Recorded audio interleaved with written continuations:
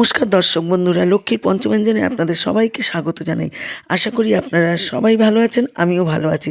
আজকে আরেকটি রেসিপি নিয়ে চলে এসেছি, ছোট আলুর দম।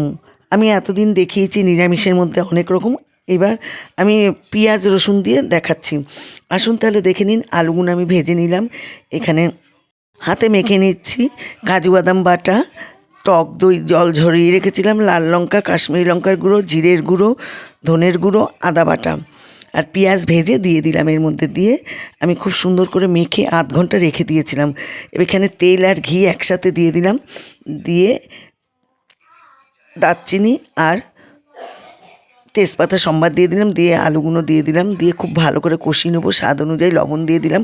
পাশে গরম জল বসিয়ে দিয়েছি, দেখুন দেখতে কি সুন্দর লাগছে। মিষ্টি দিয়ে দিলাম। রেসিপিটি হয়ে গেছে। ভালো লাগলে লাইক, কমেন্ট, শেয়ার, সাবস্ক্রাইব করে পাশে থাকবেন। ভালো থাকবেন, সুস্থ থাকবেন। নমস্কার।